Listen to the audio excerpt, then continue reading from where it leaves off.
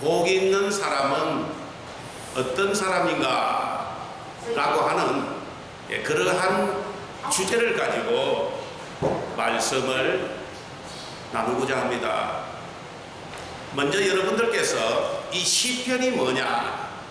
시편은 우리 인생들이 이 세상을 살아가는 동안에 고뇌와 번민과 고통으로 견딜 수 없는 몸부림 속에서 하나님 앞에 그 고통을 호소하고 보호하심을 요구한 성도들의 기도가 바로 말씀으로 기록된 것이 바로 시편입니다. 그래서 시편은 바로 이 세상 하나님의 자녀들이 이 세상 생활 속에서 자신들이 당한 그 고뇌와 번민을 하나님 앞에 간절히 요청한 그 기도가 바로 시편이 되었다는 것을 여러분들이 먼저 깨달으시고, 오늘 이렇게 하나님 앞에 기도한 성도들의 그 시편을 읽기 전에 이 기자는 이 세상에서 가장 복된 사람이 바로 누구냐 라고 하는 문제를 가지고 우리들에게 말씀으로 의견을 제시한 것입니다. 오늘 시편 1편 1절에 보면은 복 있는 사람은 악인들의 꾀를 따르지 아니하며, 여러분 악인이라고 하는 것은 뭡니까? 성경에 보면 악이라고 하는 것은 에레미야서 2장 13절에 보면은 내 백성이 두 가지 악을 행하였나니 그들이 생수의 근원이 되는 나를 버린 것과 스스로 웅덩이를 판 것인데 그것은 그 물을 가두지 못할 터진 웅덩이더라. 다시 말하자면 악이라고 하는 것은 우리 하나님의 자녀들의 근본이 바로 누구냐? 하나님이십니다, 여러분. 우리는 창세전에 그리스도 안에서 우리를 선택받은 하나님의 자녀인데, 우리를 지으실 때에 하나님께서 하나님의 형상과 모양대로 지으시고 늘 때를 따라 하나님께서 우리에게 생기를 불어넣어 주셔서 하나님의 은혜와 하나님의 보호하심 아래 살아가도록 그렇게 하신 것입니다. 그런데 이 악이라고 하는 것은 바로 뭐냐? 우리의 근본이 되신, 우리의 생수의 근원 되신 그 하나님을 바로 잊어버리는 것. 나는 한마디로 말해서 하나님이 나를 안 도와줘도 얼마든지 살아갈 수 있다라고 하는 그러한 생각, 그러한 사상을 가르쳐서 뭐라고 하느냐? 바로 악이라고 하는 것입니다. 그래서 에레미야서 2장 19절에 보면 너의 악이 너를 징계하였고 너의 반역이 너를 책망할 것이라. 그런즉 내 하나님 여호와를 버림과 너의 속에 하나님을 경외함이 없는 것이 바로 뭐냐? 악이요 고통인 줄 알라라고 말씀하시면서 바로 하나님 없이도 얼마든지 하나님 도움 없이도 나는 살아갈 수 있다라고 하는 그러한 사상과 생각을 가르쳐서 악이라고 하는 것입니다, 여러분. 예전에, 요즘은 그렇지 않지만 예전에는 사람들이 주의를 잘 지키지 못했습니다. 그래서 그때는 주일날도 공장들이 다 일을 많이 했습니다. 한 달에 기껏 해봐야 쉴 수 있는 주일은 한두 주밖에 없었어요. 그때 사람들이 뭐라고 생각했느냐? 주의를 지키는 것이 징그럽다. 차라리 주일이 없었으면 좋겠다라고 생각하여 하나님 앞에 믿음 생활하는 것을 굉장히 어려워했던 그 시절이 있었습니다.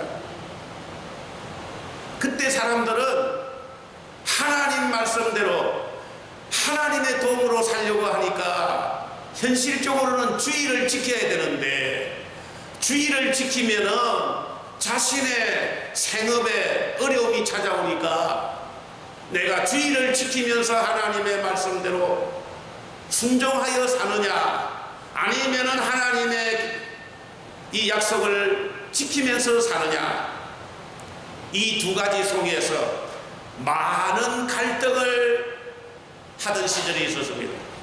그때 사람들은 생각하기를 왜 하필이면 주일날 거룩하게 지키라고 했느냐 하면서 하나님을 원망했던 시절이 있었습니다. 우리 인생은 너무나도 부족하고 또 우리는 생각이 좁습니다. 우리는 가진 생각이 너무 단편적이고 짧아서 왜 하나님이 그렇게 하셨는가 하는 이유를 잘 알지 못할 때가 많습니다. 아담이 하나님께서 에덴 동산을 창설하시고 너 각종 나무의 열매는 다 먹을 수 있으나 딱 한 가지 선악을 알게 하는 나무의 실과는 먹지 말아라. 너가 먹는 날에는 반드시 죽으리라고 했는데, 그런데 하필이면은 하나님이 먹으라고 하는 것은 먹지 아니하고 하나님이 그만 그 선악과를 먹으려고 얼마나 몸부림쳤습니까? 하와가 뱀의 유혹을 받을 때에 선악과를 먹고 싶어서 어떻게 했습니까? 먹음직하고 보암직하고 지혜롭게 할 만큼 탐스러운 나무로 변하였다라고 말씀하셨는데, 왜 하나님이 그렇게 하셨을까요? 그것은 바로 뭐냐? 우리 인생은 항상 하나님을 배반하고 하나님 품을 떠나면은 뭔가 잘 될 것 같은 그런 악한 생각들이 우리 속에 있기 때문에 그렇습니다. 그래서 복 있는 사람은 제일 먼저 무엇을 따르지 말라고요?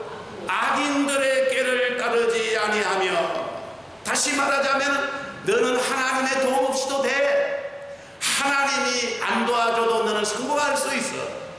하나님 믿으려고 하니까 골치 아프지 않느냐? 주일도 지켜야 되고 계명도 지켜야 되고 얼마나 힘드느냐?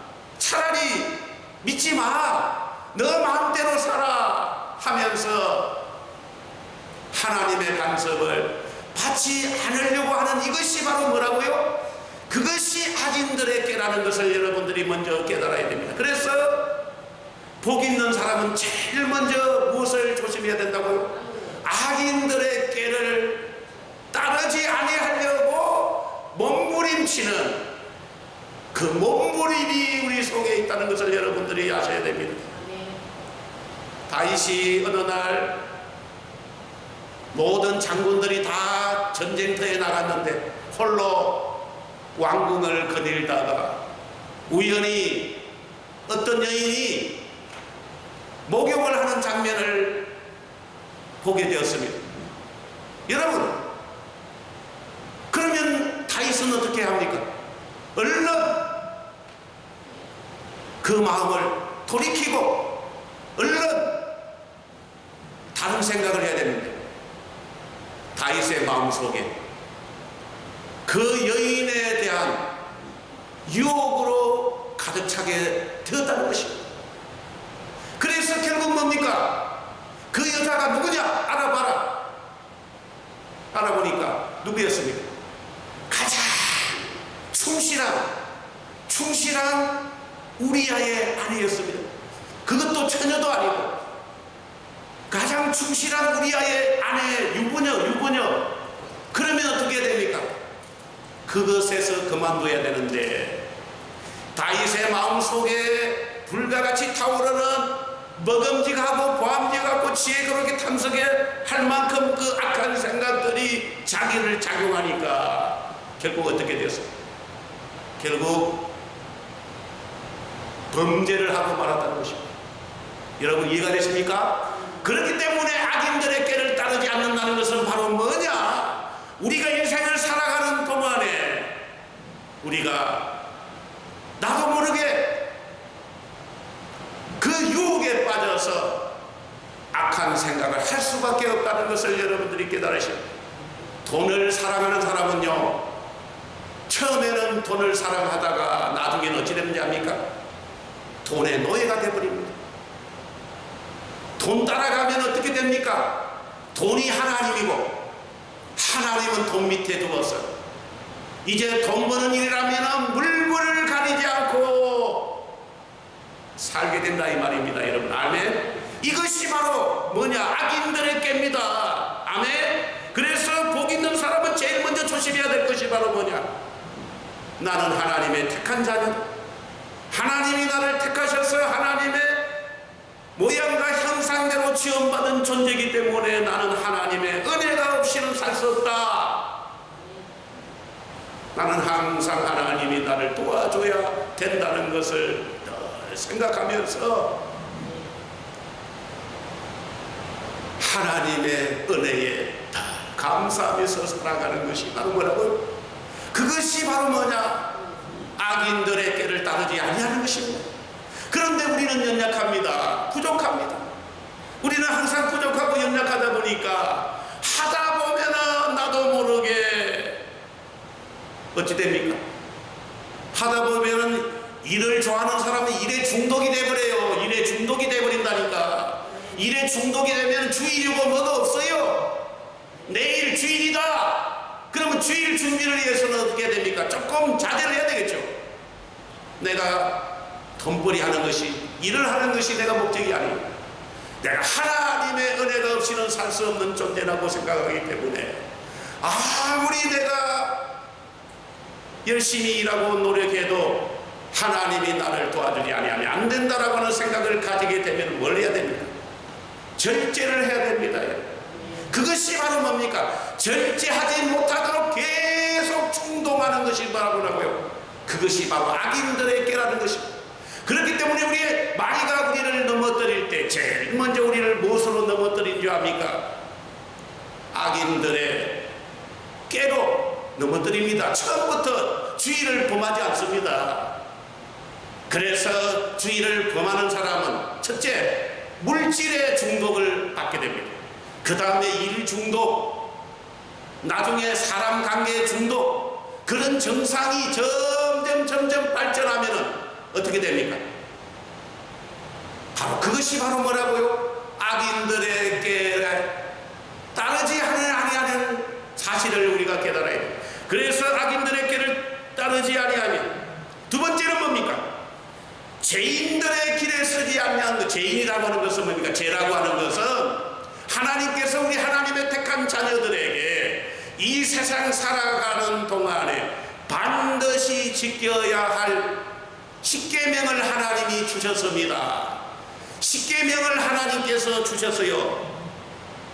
출애굽기 20장 3절에서 17절에 하나님은 하나님의 자녀들이 이 세상에 사는 동안에 반드시 지켜야 할 십계명을 주셨는데 1계명이 뭡니까? 너는 나 외에는 다른 신들을 내게 두지 말라. 이것이 바로 1계명입니다. 2계명은 뭡니까? 너를 위하여 생인 우상을 만들지 말고 또 위로 하늘에 있는 것이나 아래로 땅에 있는 것이나 땅 아래 물속에 있는 것에 어떤 형상도 만들지 말며 그것들에게 절하지 말며 그것들을 섬기지 말라. 나 너의 하나님 여호와는 질투하는 하나님인저 나를 미워하는 자의 죄를 갚게 아버지로부터 아들에게로 3, 4대까지 이르게 하더니와 나를 사랑하고 내 계명을 지키는 자에게는 1000대까지 은혜를 베푼다고 말씀하시면서 제2계명이 바로 뭡니까? 우상을 숭배하지 말아라. 그렇게 2계명을 하나님께서 우리에게 주셨어요. 3계명은 뭡니까? 너는 너 하나님 여호와의 이름을 망령되이 부르지 말라. 여호와는 그의 이름을 망령되이 부르는 자를 죄 없다 하지. 아무리 일이 어렵고 힘들어도 원망하지 말라는 것입니다. 일이 어렵고 힘들 때 나도 모르게 하나님을 원망합니다. 여러분, 그것은 바로 여호와의 이름을 망령되이 일컫는 것입니다. 항상 하나님의 은혜에 감사를 드립니다. 하나님의 베푸르신 은혜에 늘 감사하는 마음으로 살아야 할 것이 바로 3계명입니다. 제4계명은 뭡니까? 제4계명은 이제 뭐라고 했습니까? 안식일을 기억하여 거룩하게 지키라. 엿새 동안 힘써 내 모든 일을 행할 것이나 일곱째 날은 내 하나님 여호와의 안식일이.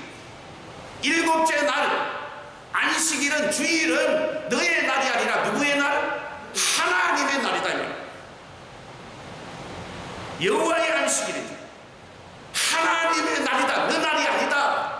그러므로 내 아들이나 내 딸이나 너의 남종이나 내 여종이나 내 가축이나 내 문 안에 머무는 객이라도 아무 일도 하지 말아라. 이는 엿새 동안에 나 여호와가 하늘과 땅과 바다와 그 가운데 모든 것을 만들고 일곱째 날에 쉬었습니다. 그러므로 나 여호와가 안식일을 복되게 하여 그날을 거룩하게 하였느니라. 주일날, 안식일날 가서 일 안 해도 그날은 하나님께서 일 안 해도 지장이 없도록, 일 안 해도 하나님께서 대신 일당을 지불하겠다 이 말입니다. 여러분, 구태여 나가서 고생하면서 일당 벌지 말고 안식일을 지키고 주일을 지키면은 일 안 해도 바로 그날은 하나님께서 주일을 지킨 그것으로 너에게 보상해 준다고 하는 하나님의 약속의 말씀. 그렇기 때문에 여러분, 주일을 거룩하게 지키라고 하는 것이 여러분 절대 오해해서는 안 됩니다. 그날은 하나님의 날이기 때문에 하나님이 너가 주일을 지키면은 일한 거와 똑같이 하나님께서 보상해 주겠다고 하는 하나님의 약속입니다. 그렇기 때문에 오해하면 안 됩니다. 내가 주일날 주일을 지키면은 내가 돈벌이 못한다 이렇게 생각하면 그 사람은 하나님을 오해한 것입니다. 주일만 똑바로 지키면은 하루 일당을 하나님이 주시겠다 이 말이에요. 아멘. 이것이 바로 뭐냐? 하나님의 약속입니다. 그래서 하나님이 우리들로 하여금 손해 안 보게 하는. 그리고 여러분 생각해 보세요. 사람이 무슨 기계입니까? 일주일 동안 하루도 안 쉬고 일해 보세요. 그거는 어떻게 사람이 어떻게 견디겠습니까? 일주일 한 달 내내 일을 하면 어떻게 됩니까? 사람이 병 걸려요. 여러분, 우리 사람은 쉬어야 됩니다. 그래서 하나님이 주일을 주신 것은 우리가 부족한 인생이기 때문에, 건강이 좋지 못한 인생이기 때문에 엿새마다 7일마다 하루 쉬면서 살아야 오래 장수하고 건강도 유지한다 이 말이에요. 아시겠습니까? 자칫 잘못하면 주일을 자꾸 지키지 않고 이렇게 돈을 벌다 보면은 그것이 돈을 번 것 같지만 나중에는 그 돈을 어디다 갖다 둔지 압니까? 병원에다 갖다 줍니다. 그것도 2배, 3배, 10배. 그렇기 때문에 우리 하나님께서는 주일을 거룩하게 지키게 하신 하나님의 깊은 뜻이 있는 것입니다. 이것이 바로 뭐냐면은 하나님의 사랑입니다. 5번째는 뭡니까? 내 부모를 공경하라. 그리하면 내 하나님 여호와가 내게 준 땅에서 내 생명이 길리라. 다시 말하자면은 부모를 공경하라고 하는 것은 근본을 알아라 이 말입니다. 근본, 사람이라고 하는 존재가 근본도 모르면은 그건 사람이 아닌데 짐승이. 너가 어디에서 태어나서 어떠한 도움으로 어떻게 살았는지 생각해 보십시오. 부모의 도움 없이 우리 힘으로 살아갈 수가 있습니까? 우리가 소시적에 다 부모님들이 우리를 도와주시고 우리가 바르게 성장할 수 있도록 먹여주시고 입혀주시고 교육을 시켜주시고 성장하게 했기 때문에 오늘날 우리가 존재하게 된 것인지 우리 스스로 된 것은 아무것도 없는 것입니다. 그러므로 너의 근본을 잊지 말아라 하는 것이 바로 제목입니다. 6계명은 뭡니까? 6계명은 살인하지 말라. 살인이라고 하는 것은 뭡니까? 사람을 미워하는 것도 살인입니다. 그래서 미워하는 마음을 갖지 말아라 이 말이에요. 미워하는 마음이 자꾸만 성장하게 되면 어떻게 됩니까? 나중에 사람을 죽이게 돼요. 그래서 우리 하나님은 우리가 미워하는 것이나 사람을 살인하는 것을 하나님은 허락하지 않았습니다. 제7계명은 뭡니까? 간음하지 말라. 여러분, 요즘 시대는 이 간음하지 말라라고 하는 이 계명이 참으로 지키기 어려운 시대를 맞이했어요. 요즘 사람들은 끄떡하면 이혼합니다. 끄떡하면 이혼해요. 가정을 지키지 않습니다. 간음하지 말라라고 하는 것은 무슨 뜻이냐? 하나님이 세운 교회를 지켜라 이 말입니다. 하나님께서 세운 최초의 교회가 뭡니까? 가정입니다. 여러분들의 가정은 남편과 아내로 구성되어 있지만 그 자체가 바로 뭐라고요? 교회입니다. 하나님의 몸된 교회를 파괴하는 것이 바로 뭡니까? 간음이에요. 그런데 요즘 사람은 끄떡하면 돌아서면 이혼하려고 해요. 참지도 아니하고 무슨 원수를 만난 모양. 요즘은 이혼하기를 밥 먹듯이 하고 간음하는 것을 식은 죽 먹기라고 세상적으로 또 처벌을 안 하니까 요즘은 아예 공개적으로 애인을 두는 사람도 있습니다. 남편 외에 아예 애인을 두어서 하루는 남편 만남, 하루는 애인 만남. 그것이 무슨 자랑인 것처럼 떠들고 다니면서 매석검에서 그것을 조장하는 시대가 바로 오늘 이 시대. 얼마나 험난한 시대인지 모릅니다, 여러분. 이것이 바로 뭐냐? 하나님의 몸된 교회를 파괴하는. 그렇기 때문에 하나님께서는 간음하지 말라고 하면서 하나님이 세운 가정을 어떠한 일이 있어도 지켜라. 그것이 바로 7계명이에요. 8계명이 뭡니까? 8계명은 도둑질하지 마라. 도둑질이라고 하는 것이 뭡니까, 여러분? 남의 물건을 훔치는 것도 도둑질이지만은 여러분들의 물질의 주인은 누굽니까?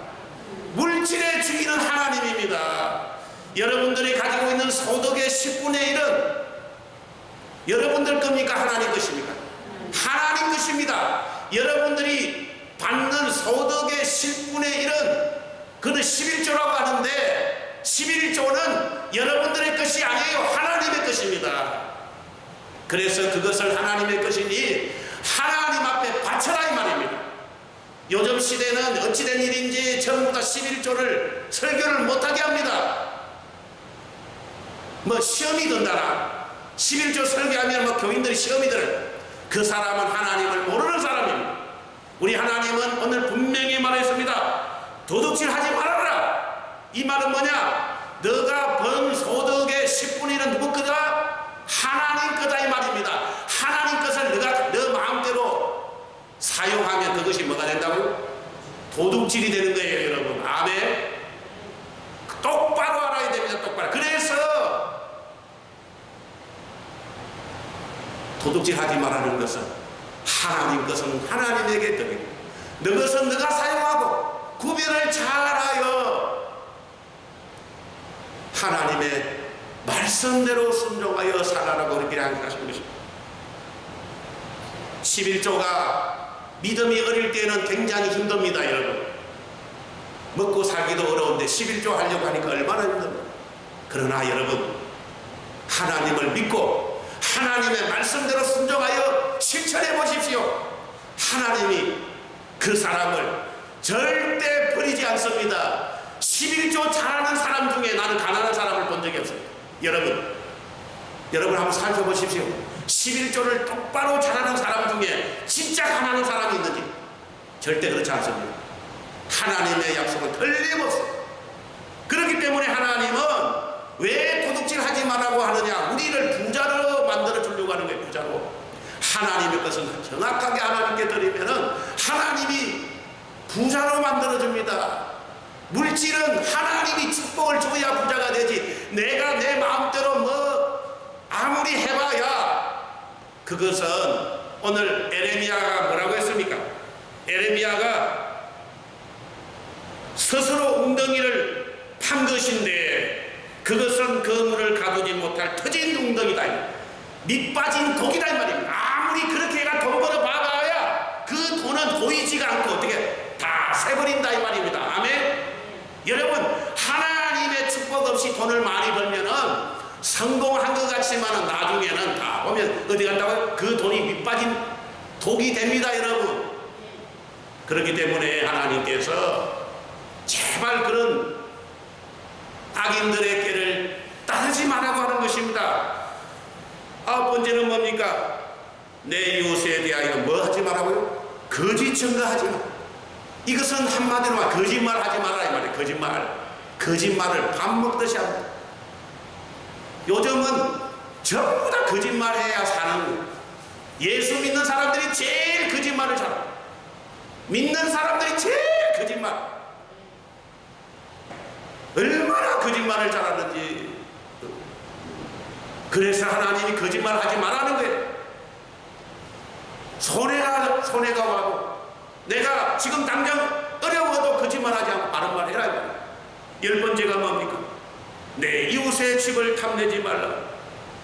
내 이웃의 아내나 그의 남종이나 그의 여종이나 그의 소나 그의 낙이나 물은 내 이웃의 소유를 탐내지 말라.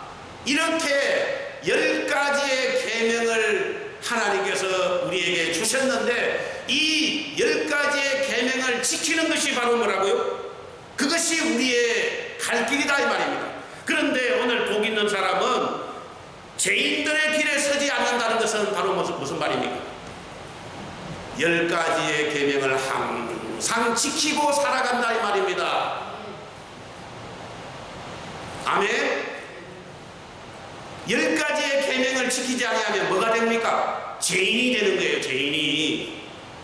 그래서 우리가 스스로 점검을 해봐요. 나는 지금 어느 계명에 걸리느냐, 내가 어느 계명에 지금 조금 마음이 깨끗없느냐, 그걸 늘 점검해 보면서 1계명부터 10계명까지 하나라도 걸리지 않도록 애를 써야 됩니다. 그것이 바로 뭐냐? 죄인들의 길에 서지 아니하면. 그리고 세 번째는 뭡니까? 오만한 자들의 자리에 앉아 악인의 길을 따르고 죄인의 길에 서면요, 나중에는 뭐가 되는지 압니까? 자기가 하나님 돼요. 여러분, 자기가 하나님 된 사람이 처음부터 자기가 하나님 된지 압니까? 악인들의 길을 따르고 죄인들의 길에 서지 않는 사람들이 이제 성장하여 오만한 자라고 하는 것은 스스로 하나님 되는 거예요. 나 예수 안 믿어. 나 예수 안 믿어. 내 마음대로 살 거야. 나 교회 안 다녀. 나 목사님 말씀 안 들어. 여러분, 참남한 말입니다. 그것이 바로 뭐냐? 바로 오만한 자입니다. 오만한 자의 자리에 이 세 가지를 항상 조심해야 된다 이 말입니다. 그러면서 우리 하나님이 뭐라고 했습니까? 오직 여호와의 율법을 즐거워하여 그의 율법을 어떻게 하라고요? 주야로 늘 묵상하라 이 말입니다. 주야로. 하나님이 우리에게 찾아오셔서 말씀을 주십니다. 여러분, 내가 어느 곳에 있든지 항상 하나님은 우리에게 무엇으로 찾아옵니까? 말씀으로 찾아옵니다. 그 말씀을 늘 하나님 말씀으로 내가 인정하고 그 말씀을 늘 즐거워하면서 늘 그것을 순종하면서 살도록 그렇게 힘을 쓰라. 이것이 바로 뭐냐? 복 있는 사람이다. 그러면 복 있는 사람들의 결과는 어떻게 됩니까? 자, 3절에 뭐라고 했습니까? 그는 시냇가에 심은 나무가 철을 따라 열매를 맺으며 그 잎사귀가 마르지 아니함 같으니 그가 하는 모든 일이 다 어떻게 된다고요? 형통의 복을 누릴 수밖에 없다 이거예요.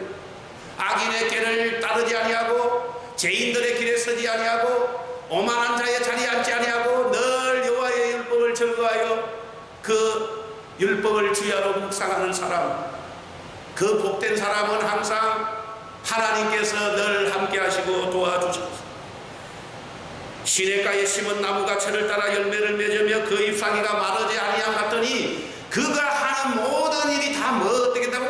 형통의 복이 내려온다 이 말입니다. 성경에서 가장 형통한 사람이 바로 놈이 요셉이었습니다. 요셉이 17살 때에 형들의 모함을 받아 애굽 땅에 종으로 팔려가고 보디발의 아내의 그 유혹을 거절하자 요셉은 어떻게 됐습니까? 감옥에 들어갔어요. 여러분, 왜? 죄 안 지으려고 복 있는 사람으로 살아가려고. 여러분, 감옥도 갈 수 있습니다. 여러분, 감옥도 갈 수가 있습니다. 하나님을 위하여 감옥에도 갈 수가 있는 것입니다. 여러분. 그러나 명심하십시오.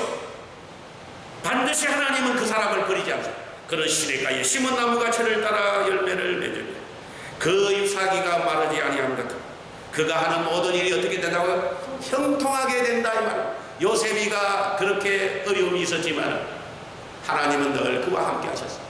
요셉이 17살에 이제 애굽의 종으로 팔려갔다. 13년 고생하고 30세에 뭐가 됐습니까? 애굽의 총리가 되었습니다. 하나님이 그에게 형통의 복을 주었기 때문에 여러분 13년 만에 어떻게 일개 나라의 총리가 될 수가 있겠습니까? 여러분, 그것은 자신의 힘으로 절대 불가능합니다.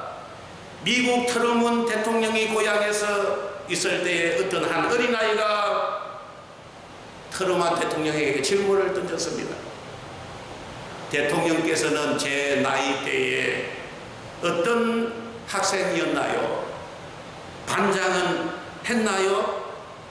그런데 그때 트루만이 뭐라고 하냐면 나는 너보다 훨씬 별 볼 일 없는 소년이었단다.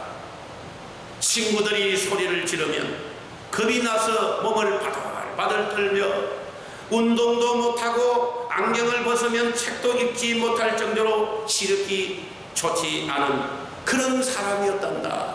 그러니까 그 어린아이가 그런데 어떻게 대통령이 되었나요? 그때 트루만이 뭐라고 하냐니까 나는 매일 성경을 읽었단다. 그런데 하나님이 등 뒤에서 나를 밀어주어서 내가 이렇게 대통령이 되었단다. 나는 아무런 능력도 없고 실력도 없고 아무것도 없지만은 늘 하나님이 내 등을 밀어주셔서 내가 이렇게 대통령이 되었다는 그렇게 고백했습니다. 여러분, 아멘.